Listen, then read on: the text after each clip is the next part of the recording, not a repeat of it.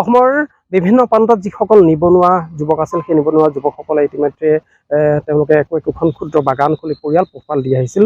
অকল পৰিয়াল পোহপালেই নহয়, বহু যুৱক সংস্থাপিত হৈ আহিছিল। আৰু তাৰ বিপৰীত কিন্তু এক ছবি দেখিবলৈ পোৱা গৈছে বৰ্তমান সময়ত, যিটো সময়ত কেঁচা চাহপাতৰ ঊৰ্ধ্বগামী মূল্য হ'ব লাগে, তাৰ বিপৰীত ছবি দেখিবলৈ পোৱা গৈছে। এক নিম্নগামী মূল্যই কৃষকসকলৰ মনলৈ হতাশ আনিছে আৰু পৰিয়ালসমূহৰ মাজলৈ হতাশ অনাৰ লগতে পৰিয়ালসমূহৰ মাজলৈ এক দুখবৰ বুলি ক'ব লাগিব। যিহেতু পৰিয়াল পোহপাল দি আহিছিল, পৰিয়ালসমূহে কেঁচা চাহপাত বিক্ৰী কৰি তেওঁলোকে পৰিয়াল চলাই আহিছিল, কিন্তু বৰ্তমান সময়ত দেখিবলৈ পোৱা গৈছে পৰিয়ালসমূহৰ মাজত এক হাহাকাৰ অৱস্থা। যিহেতু অত্যাধিক দাম, যিহেতু দৰৱ বা সাৰৰ যি অত্যাধিক দাম, সমান্তৰালভাৱে কেঁচা চাহপাতসমূহ বিক্ৰী কৰাৰ ক্ষেত্ৰত তেওঁলোকে যিটো মূল্য পাব লাগিছিল, তাৰ সেই মূল্য লাভ কৰিবলৈ সক্ষম হোৱা নাই। আৰু ইতিমধ্যে কৃষকসকল হতাশত ভোগা দেখিবলৈ পোৱা গৈছে। দেৰগাঁও বিভিন্ন প্ৰান্তত যিসমূহ ক্ষুদ্ৰ চাহ খেতিয়ক আছে, ক্ষুদ্ৰ চাহ খেতিয়কসকল হতাশাত পৰিছে। তেওঁলোকে যিহেতু পাত ছিঙিব পৰা অৱস্থাত তেওঁলোক নপৰা হৈছে, যিহেতু কেঁচা চাহপাত ছিঙিবৰ বাবে তেওঁলোক হতাশ হ'বলগীয়া হৈছে। যিহেতু তাৰ যিটো মূল্য পাব লাগে, মূল্য কিন্তু অতি নিম্নগামী দেখি হোৱাৰ ফলশ্ৰুতিত আজি কিন্তু তেওঁলোকে হতাশাত ভুগিবলগীয়া হৈছে। পৰিয়ালসমূহৰ বাবে এক দুখবৰ বুলি ক'ব লাগিব। পৰিয়ালসমূহৰ মাজলৈ এক হতাশ আনিছে। আৰু ইয়াত ক্ষুদ্ৰ চাহ কৃষকসকল আছে, দল সংগঠনৰ লোকসকলো আছে, তেওঁলোকৰ পৰা কিছু কথা জানিম।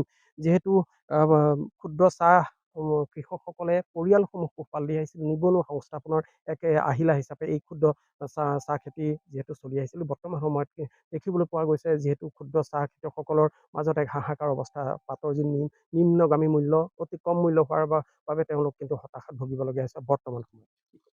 প্ৰথম কথাটো হৈ গ'ল, চাওক, আমি যোনটো অঞ্চলত ৰৈ আছোঁ, এই অঞ্চলটোৰ আশে-পাশে বৃহত্তৰ মিছামাৰা অঞ্চলটোৰ বিভিন্ন ঠাইত বিভিন্ন লোকসকলে আচলতে এই ঘৰত এখন বাগান কৰিয়ে হওক বা 5-6 বিঘা 2-3 বিঘাকৈ বাগান কৰিয়ে হওক, তেওঁলোকে পৰিয়াল পোহপাল দি আছিল।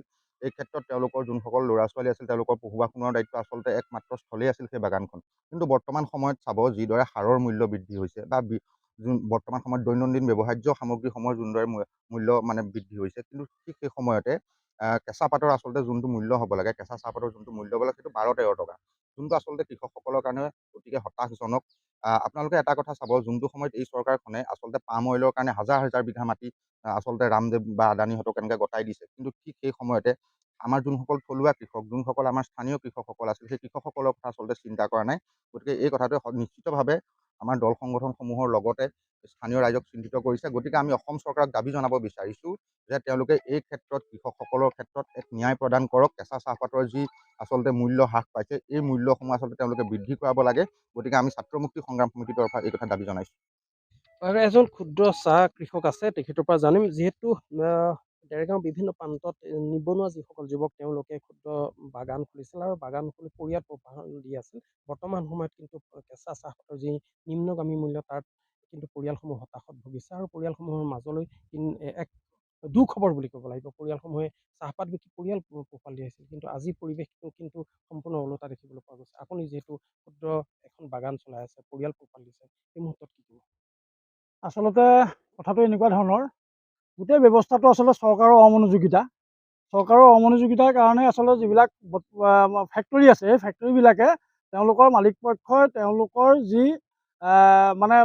স্বৈৰাতন্ত্ৰ, তেওঁলোকৰ মনোবলী যিটো ধান্দা, সেই ধান্দাৰ কাৰণে আচলতে খেতিয়কবিলাক আজি পানীত হাঁহ নচৰা অৱস্থা হৈছে। আমাৰ যিটো অৱস্থা হৈছে এইবাৰ, অহাবাৰকে আমি বাগানত কলম দিয়াৰ পৰা ধৰি ইত্যাদি কামবিলাক আমি কৰিব নোৱাৰিম।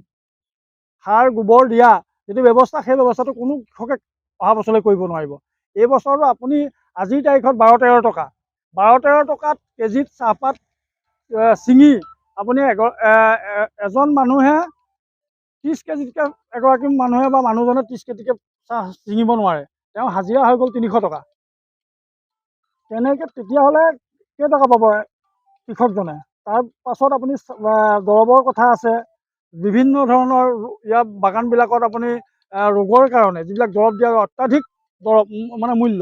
সেইকাৰণে আচলতে কৃষকৰ যি পানীত হাঁহ নচৰা অৱস্থা, তাৰ কাৰণে প্ৰধানত হৈছে যে আমাৰ এই গোলাঘাটৰ বৃহত্তৰ মিছামৰা অঞ্চলটোত আপোনালোকে জানে যে চুগাৰ মিল যেতিয়া চলি আছিল, তেতিয়া ইয়াত কৃষকসকলে কুঁহিয়াৰ খেতি কৰি চলি আছিল। যেতিয়া চুগাৰ মিলটো বন্ধ হৈ গুচি গ'ল, তাৰপিছতে সকলো ৰাইজেই চাহ খেতি কৰিবৰ কাৰণে ল'লে।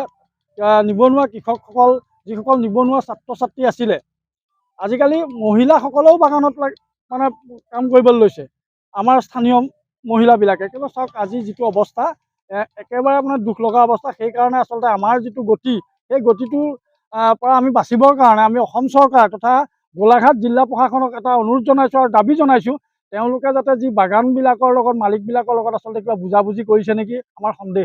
সেইকাৰণে আমি বিভিন্ন সংস্থাবিলাকো আছে, ক্ষুদ্ৰ চাহ খেতিয়ক সংস্থা আছে, তেওঁলোকেও আচলতে যেনেদৰে আচলতে এইটোক লৈ প্ৰতিবাদ কৰিব লাগিছিলে, এই প্ৰতিবাদ কৰা দেখা নাই। তেওঁলোকে মেল মিটিং পতা দেখিছোঁ, কিন্তু বৃহৎভাৱে যিটো গণতান্ত্ৰিক আন্দোলন কৰাৰ যিটো ব্যৱস্থা কৰিব লাগিছিলে, কৰা নাই।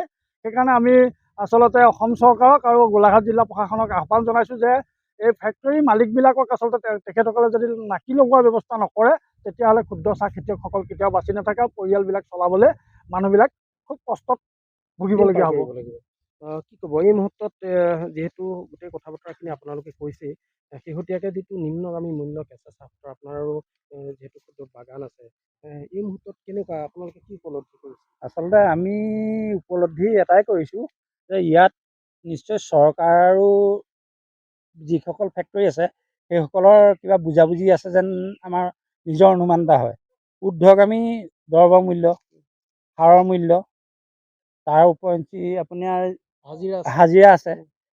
এতিয়া পৰিয়াল চলাবলৈ অকণমান অসুবিধাতেই হয়। কুইণ্টেল 1200 টকা, কুইণ্টেল 1200 টকা হয়।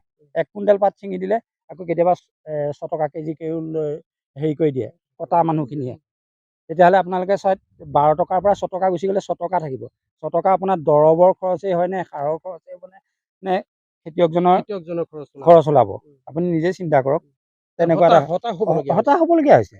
এনেকৈ দেখিবলৈ পোৱা গৈছে দেৰগাঁৱৰ যিসকল ক্ষুদ্ৰ চাহ কৃষক, এই চাহ কৃষকসকলৰ মাজত এক হাহাকাৰ অৱস্থা বুলি ক'ব লাগিব। বৰ্তমান সময়ত পৰিয়াল পোহপাল দি আছিল, কেঁচা চাহপাত তেওঁলোকে বিক্ৰী কৰিছিল, কিন্তু বৰ্তমান সময়ত কিন্তু এই অৱস্থা দেখিবলৈ পোৱা গৈছে। তেওঁলোকে কিন্তু চৰকাৰক আহ্বান জনাইছে, পুনৰবাৰ আহ্বান জনাইছে, চৰকাৰে ব্যৱস্থা গ্ৰহণ কৰিব লাগে। ক্ষুদ্ৰ চাহ কৃষকসকলৰ এই সমস্যা সন্দৰ্ভত বাগানৰ যি ফেক্টৰী যি কৰ্তৃপক্ষ, সেই ফেক্টৰী কৰ্তৃপক্ষৰ লগত আলোচনা কৰি এক সুস্থিৰ সিদ্ধান্তৰে তেওঁলোকৰ যি মূল্য পাব লাগে, সেই মূল্য পোৱাৰ ক্ষেত্ৰত এক ব্যৱস্থা গ্ৰহণ কৰিব লাগে।